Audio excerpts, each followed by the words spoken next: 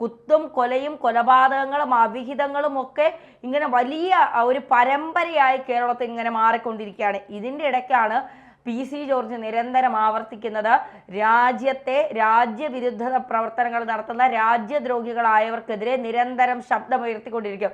ഇത് PC George പറയുന്നത് ഈരാറ്റുപേട്ടയിൽ ഇരുന്നാണ്. ആ ഈരാറ്റുപേട്ടയെ കേന്ദ്രീകരിച്ചാണ് ഇപ്പോൾ കൂടുതൽ ഇത്തരത്തിലുള്ള ജാഗ്രതാ നിർദ്ദേശങ്ങൾ അല്ലെങ്കിൽ ജാഗ്രത പാലിക്കേണ്ട ഒരു കാര്യത്തിലേക്ക് കാര്യങ്ങൾ എത്തുന്നത് എന്നുള്ളതാണ്. അപ്പോൾ 5% തീവ്രവാദികളെ ജീവിക്കാൻ ഞങ്ങൾ അനുവദിക്കില്ല, അവർക്കെതിരെ ഞങ്ങൾ പോരാടും എന്നാണ് പിന്നെ PC ജോർജിൻ്റെ മകൻ ഷോൺ ജോർജ് പറയുന്നത്. അപ്പോൾ ചില സമുദായത്തിൽപ്പെട്ട എല്ലാവരും തീവ്രവാദികളെന്നല്ല പറയുന്നത്. 5% പേർ ഇന്ത്യയെ തകർക്കാനായി, ഇന്ത്യയെ ഒരു മുസ്ലിം രാഷ്ട്രമാക്കാനായി ഇന്ത്യയിൽ മുസ്ലിങ്ങൾ മാത്രം മതി എന്ന് ചിന്തിക്കുന്ന ഒരു 5% പേരുണ്ട്.